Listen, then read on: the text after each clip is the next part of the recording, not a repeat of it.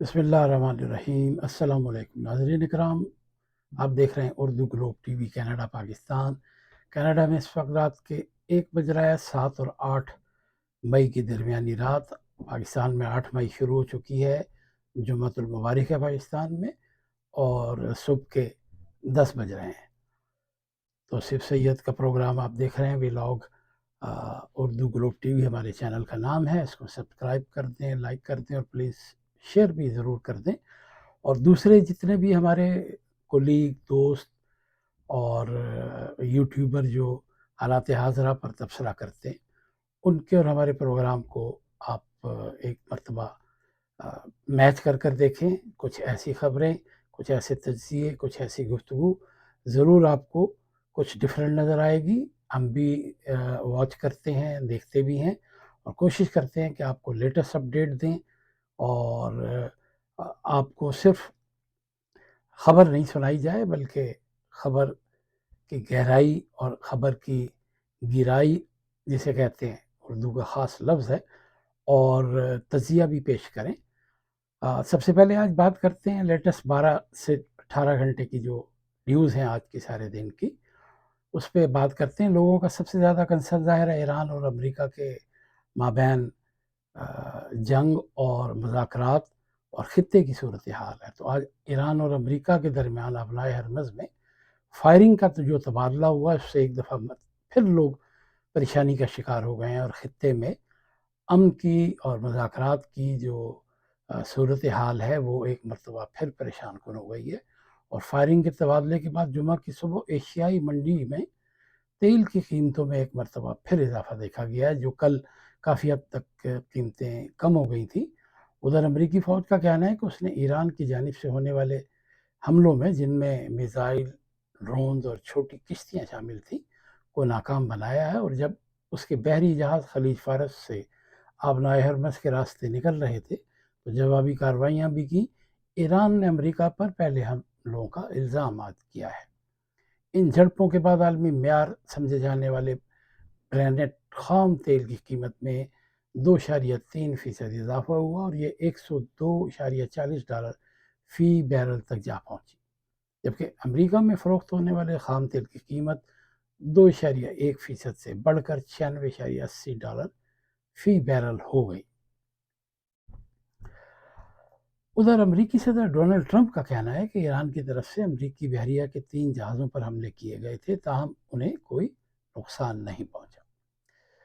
ایک پوسٹ میں ان کا کہنا تھا کہ ایرانی حملہ آوروں کو شدید نقصان پہنچایا گیا، اور ان کی متعدد چھوٹی کشتیاں انہیں مکمل طور پر تباہ کیا گیا ہے۔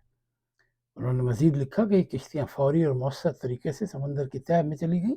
ہمارے بحری جہازوں پر میزائل داغے گئے تھے، لیکن انہیں آسانی سے گرا دیا گیا۔ اسی طرح ڈرون بھی آئے، لیکن انہیں فضا میں ہی ختم کر دیا گیا۔ ان کا کہنا تھا کہ کوئی بھی دوسرا نارمل ملک امریکی جہازوں کو گزرنے دیتا، لیکن ایران کی جنگ جو ہے کوئی نارمل جنگ نہیں ہے۔ ان کا کہنا ہے کہ ایران کوئی نارمل ملک نہیں ہے، اس کی قیادت جنونی لوگ کر رہے ہیں۔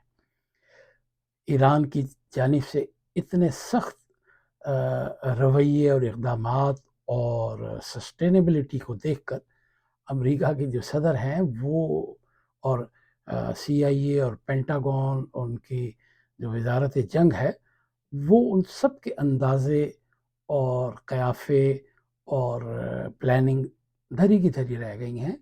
اور کئی خبروں میں بتایا گیا کہ ان کی جتنی پلاننگ تھی ایران کے حوالے سے، وہ 80% سے زائد ان کے اندازوں سے غلط ثابت ہوئی ہے۔ ادھر ایران کی اعلیٰ فوجی کمان نے امریکہ پر جنگ بندی کے خلاف ورزی کا جو الزام لگایا ہے، اور دعویٰ کیا ہے کہ اس نے ابنائے ہرمز کی جانب جانے والے ایک ایرانی تیل بردار جہاز کو نشانہ بنایا۔ ایران کے سرکاری ادارے کی جانب سے ایک بیان میں، ایران کی فوج کے ترجمان سے منسوب ایک بیان میں کہا گیا ہے کہ متحدہ عرب امارات کی بندرگاہ فجیرہ کے بالمقابل آبنائے ہرمز میں داخل ہونے والے ایک اور جہاز کو بھی نشانہ بنایا گیا ہے۔ اس بیان میں دعویٰ کیا گیا ہے کہ امریکہ کی طرف سے بندر خمیر، سیرک اور جزیرہ کشم کے ساحلی علاقوں میں بھی فضائی حملے کیے گئے ہیں۔ سینٹ کام کے مطابق اس کی فورسز نے ایرانی حملوں کو ناکام بنایا، اور ایرانی فوجی تنصیبات کو نشانہ بنایا جو امریکی افواج پر حملوں کی ذمہ دار تھیں، جن میں اس کے مطابق میزائل اور drone launch sites, command and control مقامات اور انٹیلیجنس اور نگرانی کے مراکز شامل ہیں۔ امریکی انٹیلیجنس ایجنسی CIA کی ایک رپورٹ میں کہا گیا ہے کہ ایران امریکی بحری ناکہ بندی کو کم از کم 3 سے 4 ماہ تک برداشت کر سکتا ہے، اس کے بعد ہی اسے شدید معاشی دباؤ کا سامنا کرنا پڑے گا۔ تو اب اتنے عرصے میں امریکی خاص طور پر جو ان کے انٹیلیجنس کے لوگ تھے، امریکہ کے بھی اور اسرائیل کے بھی اور دوسرے ممالک کے بھی جو پراکسیز تھیں، وہ بھی یہ طے کر رہے تھے کہ ایران معاشی طور پر کتنے عرصے تک ناکہ بندی کو برداشت کر سکتا ہے۔ تو آج CIA کی رپورٹ سے یہ ظاہر ہو سکتا ہے کہ وہ 4 ماہ تک برداشت کر سکتا ہے، لیکن جس طرح ماضی کی طرح ان کے اندازے اور ان کی انٹیلیجنس رپورٹ 100% کریکٹ نہ تھی، نہ ہو سکتی ہیں، اور انہوں نے 4 مہینے تسلیم کیا ہے، لیکن ممکن ہے ایران اس سے بھی زیادہ دباؤ برداشت کرنے کی صلاحیت رکھتا ہو، اور کم از کم 6 سے 8 ماہ کی برداشت اس کی ہوگی، جب ہی اس نے اتنا سخت موقف اختیار کیا ہے۔ اور امریکی بھی چکرا کر رہ گئے ہیں کہ یہ ایران اتنا سخت جان کیسے ہے۔ آج تو ڈونلڈ ٹرمپ نے تو انہیں جنونی کہہ دیا، اصل میں وہ جنونی نہیں، سخت جان ہے، اور سخت جان ظاہر ہے انسان تبھی ہوتا ہے جب وہ اپنے حق کے لیے کھڑا ہو جائے اور ناحق کسی کو اپنا حق مارنے کے لیے اجازت نہ دے۔ اب امریکی ایک رپورٹ میں یہ کہا گیا جی ٹرمپ کے جنگ کے جلد خاتمے سے متعلق وہ بڑے پر امید ہیں، اور ان کے بیانات پر تو سوالات ضرور اٹھائے جا رہے ہیں۔ رپورٹ کے مطابق شدید بمباری کے باوجود ایران اب بھی تقریباً اپنے 75% موبائل میزائل لانچر اور 70% میزائل ذخیرے کو برقرار رکھے ہوئے ہے۔ اس کا مقصد ہے کہ اگر ایران نے تقریباً 40 دن کی جنگ میں 10 سے 12 ہزار میزائل استعمال کیے ہیں، تو ابھی بھی اس کے پاس 10 سے 15 ہزار میزائل، بعض اطلاعات میں، بعض صحافیوں نے، بعض ایجنسیوں نے اور بعض رپورٹس میں کہا گیا تھا کہ ان کے پاس 40,000 سے 50,000 تک میزائل ہوں گے، لیکن میرا اپنا خیال ہے کہ کوئی یہ تعداد تو اچھی خاصی ہے، لیکن کوئی اس کی تعداد بتا نہیں سکتا، کیونکہ ایران نے بڑی حکمت عملی سے اس کے کئی حصے کیے ہیں اور مختلف مقامات پر مختلف تعداد میں رکھے گئے ہیں، اور ان کے جو نمبر ہیں وہ باہر نہیں آنے دیے، اور ظاہر انٹیلیجنس ایجنسیاں اس حد تک تو اندر نہیں جا سکتی، اور اگر بالفرض ان کے سورسز ایک مقام پر ہوں گے تو باقی 3 مقام پر انہوں نے اس کو سیف رکھا ہے، دشمن کی نظر سے خفیہ رکھا ہے۔ اب برطانوی ایک ایجنسی کے مطابق دونوں ممالک کے درمیان سب سے متنازع معاملات حل طلب رہیں گے۔ یہ منصوبہ ایک جامع امن معاہدے کے بجائے ایک قلیل مدتی مفاہمتی یادداشت پر مبنی ہے، جو دونوں فریقوں کے درمیان گہرے اختلافات کو ظاہر کرتا ہے۔ یہ منصوبہ اس بات کا اشارہ دیتا ہے کہ یہ صرف ایک عبوری اقدام ہوگا۔ اس سے امید ہے کہ ایک جزوی معاہدہ بھی آبنائے ہرمز کو دوبارہ کھولنے کا باعث بن سکتا ہے۔ ایجنسی کے مطابق مجوزہ فریم ورک 3 مراحل میں سامنے آئے گا۔ پہلے مرحلے میں باضابطہ طور پر جنگ کا خاتمہ کیا جائے گا، دوسرے مرحلے میں ابنائے ہرمز کے بحران کو حل کیا جائے گا، اور تیسرے مرحلے میں ایک 30 روزہ مذاکراتی مدت شروع کی جائے گی۔ اس میں ایک وسیع تر اور جامع معاہدے پر بات چیت کی جائے گی۔ اس بات میں، اس خبر میں کافی حد تک لاجک اور صداقت اس لیے نظر آتی ہے کہ دونوں ممالک کو، خاص طور پر امریکہ کو فیس سیونگ چاہیے۔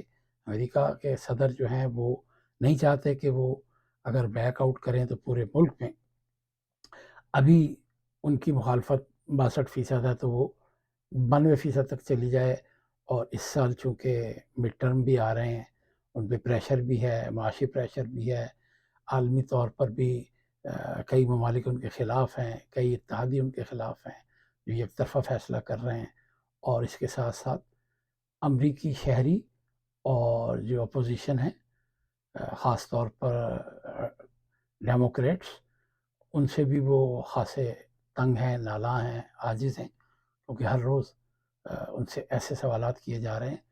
تو ڈونلڈ ٹرمپ روزانہ جو پینترا بدلتے ہیں اس کی وجہ یہ ہے کہ وہ ٹائم گین کر رہے ہیں، اور اس ٹائم گین میں وہ دونوں چیزوں کو جسے کہتے ہیں نا کہ پلڑے میں تولنا کہ ہمیں کس طرف جانا ہے، تو اس میں انہیں CIA، پینٹاگون، اسرائیل کی ایجنسیز، موساد اور کچھ دشمن ممالک جو ایران کے مخالف ہیں، لیکن ایران انہیں اپنا ماضی میں دوست سمجھتا رہا ہے، لیکن وہ اس کے دوست نہیں ہیں، اور وہی ممالک اس کی پراکسی ہیں، اور انہوں نے امریکہ کو ایسی معلومات دی ہیں جس سے امریکہ ابھی تک پلاننگ میں مصروف عمل ہے۔ ادھر ایرانی سپریم لیڈر کے جو مشیر ہیں محسن رضائی، انہوں نے ایک بڑا اہم بیان دیا ہے۔ انہوں نے کہا جی ایران امریکہ سے نقصانات کا ہرجانہ لیے بغیر خطے سے نہیں جانے دے گا۔ بہت اہم بات کہی ہے، انہوں نے ایک انٹرویو دیا ہے محسن رضائی نے، اور انہوں نے کہا کہ جی امریکہ ابنائے ہرمز کھولنے کے دکھاوے والے اقدام کر کے منظر سے ہٹنا چاہتا ہے، ہم امریکہ کی ایسی اسکیموں کو کامیاب نہیں ہونے دیں گے۔ انہوں نے کہا کہ چاہے امریکی فوجی خطے سے نکل جائیں، ہم اپنے حقوق اور نقصانات کے ہرجانے کا مطالبہ کریں گے۔ امریکہ کو ایران کو پہنچائے گئے تمام نقصانات کا ہرجانہ ادا کرنا ہوگا۔ محسن رضائی نے زور دیتے ہوئے کہا کہ تہران کو واشنگٹن کے ساتھ بالواسطہ مذاکرات سے قابل قبول نتائج اور عملی فوائد حاصل ہونے چاہیے۔ اگر امریکی فوجی خطے سے واپس بھی چلے جائیں تب بھی ہم اپنے حقوق اور ہرجانے کا مطالبہ ضرور کریں گے۔ ہم نے 47 برس تک ان کا سامنا کیا ہے اور مزاحمت کا راستہ جاری رکھیں گے۔ انہوں نے کہا کہ جی خطے کے ممالک کو اپنی سلامتی خود یقینی بنانی چاہیے۔ یہ ان کا بیان آج میں سمجھتا ہوں سب سے امپورٹنٹ، سب سے اہم اور قابل ذکر اور قابل غور ہے۔ انہوں نے یہ بھی کہا کہ جی تمام غیر ملکی افواج، خواہ وہ امریکی ہوں یا یورپی، ان سب کو خطہ چھوڑ دینا چاہیے کیونکہ اسی میں ان کا بھلا ہے۔ انہوں نے یہ بھی کہا کہ جی ہم اپنی سلامتی خود برقرار رکھ سکتے ہیں، ہم ایک علاقائی سلامتی کونسل قائم کرنا چاہتے ہیں۔ خطے میں عراق، مصر اور خصوصاً انہوں نے پاکستان اور سعودی عرب جیسے اہم ممالک ہیں، ان کے ساتھ مل کر ایک سلامتی فراہم کرنے کا ایک فریم ورک کا آئیڈیا دیا ہے، اور یہ بڑا امپورٹنٹ انہوں نے ایک آئیڈیا دیا ہے۔ انہوں نے پاکستان کو کہا ہے، سعودی عرب کو کہا ہے، اور عراق اور مصر، عراق اس کا پڑوسی ہے، مصر نزدیک ممالک میں ہے، سعودی عرب نزدیک ہے، پاکستان نزدیک ہے۔ پاکستان کا تو اس سے سعودی عرب سے اور عراق سے تو بارڈر بھی ملتے ہیں، اس کے بعد مصر ہے، زیادہ دور نہیں ہے۔ یہ اگر 4 ممالک مل جائیں اور مل کر اپنے بلاک بنا لیں تو اس میں سمجھتا ہوں کہ جی ترکی کو بھی شامل کیا جانا چاہیے، اور پاکستان کی افواج، پاکستان کی نیوی، پاکستان کی ایئر فورس انتہائی پروفیشنل اور ہمیشہ قابل یعنی اس کی آزمائش کی ضرورت نہیں ہے۔ پاکستان نے گزشتہ سال جس طرح بھارت پر فضائی برتری قائم کی اور بھارت کو شکست سے دوچار کیا، اور بھارت خاموشی سے 2 ممالک کے ساتھ مل کر مستقبل میں پاکستان کے خلاف ایک اور فالس فلیگ آپریشن کرنے کا ارادہ ضرور رکھتا ہے، اور یہ کئی دفعہ میڈیا میں بھی رپورٹس ہوا ہے اور سب لوگوں کو یہ اندازہ بھی ہے۔ لیکن اگر اس دفعہ پاکستان اور انڈیا کے ساتھ جھڑپ ہوئی تو پھر وہی والی بات ہے کہ اس طرف خطے میں جو جنگ بڑھی تھی، یہ خطے کی دوسری ممالک کی جانب بڑھ سکتی ہے، کیونکہ انڈیا افغانستان کو اور ایک اور ملک جو ہے اس کی مدد حاصل کر سکتا ہے، اور ساری دنیا کو پتہ ہے کہ وہ کون سا ملک ہے، کون سا ملک اس کو اسلحے کی سپلائی دیتا ہے، ڈرون اس کو بنا کے دیے جاتے ہیں، ڈرون لیے بھی جاتے ہیں، اسلحہ خریدا بھی جاتا ہے، ان کے ملکوں کے دورے بھی کیے جاتے ہیں، ان سے خوب گلے ملتے ہیں بچھڑے ہوئے بھائیوں کی طرح، اور شدید دیکھیں اس میں کوئی مذاق نہیں کہنے میں کہ 2 اقوام جو ہیں وہ سب سے زیادہ پاکستان کے مخالف ہیں، مذہبی حوالے سے سب سے پہلے وہ پاکستان کے مخالف ہیں۔ پاکستان میں بھی اگرچہ کئی شدت پسند جو ہیں وہ کچھ ممالک کے جو مذہبی ایلیمنٹ ہیں ان کو دیکھنا نہیں چاہتے، لیکن میرا اپنا خیال ہے کہ ان ممالک کو یعنی آپ اپنے، جیسے قرآن پاک میں کہا گیا ہے کہ اپنے گھوڑوں کو تیار رکھیں. اپنے گھوڑوں کو تیاری سے مراد یہ ہے کہ آپ اپنے ڈیفنس کے لیے ہر وقت چوکس رہیں. دشمن اگر حملہ کرے تو آپ اس کو جواب دیں، ورنہ مذہبی طور پر ہمیں کسی نے نہیں کہا کہ ہم کسی پر حملہ کریں. ایران نے بھی کسی پر اس طرح حملہ نہیں کیا تھا. کوئی علاقائی صورتحال ہو وہ الگ بات ہے، لیکن کسی کے خلاف جنگ مسلط کرنا مسلم ممالک کوشش یہی رہی ہے پاکستان کی بھی کہ وہ کسی پر جنگ مسلط نہ کرے اور نہ کرنی چاہیے. لیکن پاکستان کے خلاف انڈیا نے بھی کیا اور دوسرے ممالک بھی ہمارے خلاف یعنی سازشیں کرتے رہتے ہیں. لیکن پاکستان بہت اسٹرانگ ہے. پاکستان ایک عرصے سے پاکستان ایک تو ڈیٹرنس اور ہماری جو خطے میں طاقت کا توازن ہے وہ برقرار ہے. اگر ایران بھی اگر اس حد تک ڈیٹرنس رکھتا تو اسرائیل کی یا کسی اور ملک کی ضرورت نہیں ہوتی کہ اس پر حملہ کرتے.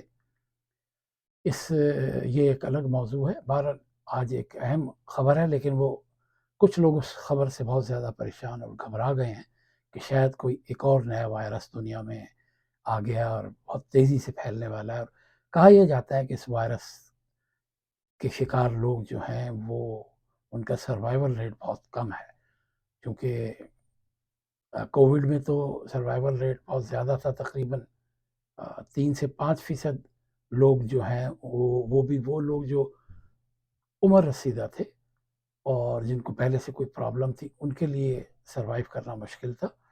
لیکن اب یہ بتایا گیا جی ایک ڈچ یعنی ہالینڈ کا ایک کروز شپ پر ایک ہنٹا وائرس کا جو خوفناک پھیلاؤ ہے اس سے 3 افراد ہلاک ہوئے ہیں. اور وائرس کے انسان سے انسان منتقلی کے پہلے شواہد سامنے آئے ہیں.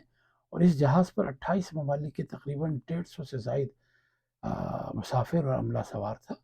24 اپریل کو یہ سینٹ ہیلینا میں درجنوں مسافر اتر چکے ہیں. WHO کے سربراہ نے کہا ہے کہ کروز شپ پر ہنٹا وائرس کا پھیلاؤ کسی عالمی وبا کا آغاز نہیں ہے، البتہ لوگوں کو احتیاط کرنی چاہیے. ہنٹا وائرس قریبی اور انتہائی ذاتی رابطے کے ذریعے پھیلتا ہے. یہ اس طرح نہیں ہے جس طرح کووڈ پھیل رہا تھا. اور آپ کو ایک آخری خبر بتاتے چلیں کہ 2 سابق چینی وزراء کو کرپشن کے الزام میں معطل جو تھے وہ ان کو اب سزائے موت سنا دی گئی ہے. 2 وزیر رہے اور ان کو پہلے برطرف کیا گیا تھا، پھر دونوں کو رشوت ستانی کا مجرم قرار دیتے ہوئے فوجی عدالت نے سزائے موت سنائی ہے. تاہم انہیں 2 سال کی مہلت ضرور دی گئی ہے. 2 سال بعد ان کی سزا عمر قید میں تبدیل کر دی جائے گی اگر انہیں پیرول کی سہولت حاصل نہیں ہوگی. دونوں کے خلاف فوج کے انسداد بدعنوانی ادارے نے تحقیقات شروع کی تھی. تو دیکھیں کرپشن پر جب تک اس حد تک سختی نہیں کی جائے گی ہمارے یہاں سے بھی کرپشن ختم نہیں ہوگی. اور کئی ایسی خبریں ہوتی ہیں جن پر ہم گفتگو کر سکتے ہیں، لیکن چونکہ خطے کی صورتحال ہے ہم مزید اپنا ولاگ طویل نہیں کرنا چاہتا. آپ ہمارے ولاگ کو دوسرے ہمارے سینئر دوستوں سے، جرنلسٹوں سے یا یوٹیوبر سے میچ کر دیکھیں. اگرچہ ہمارے پاس ابھی اس طرح کے وسائل یا بھی ٹیم نہیں ہے، لیکن ہم کوشش کر رہے ہیں کہ اس کو مزید بہتر سے بہتر کریں. اور آپ کی رائے کا ہمیں انتظار رہے گا. توصیف سید کو یہیں پہ دیں اجازت، اور بیل آئیکن کا بٹن دبا دیں، شیئر اور لائک کر دیں اور ہمیں کامنٹ ضرور دیں. اللہ حافظ.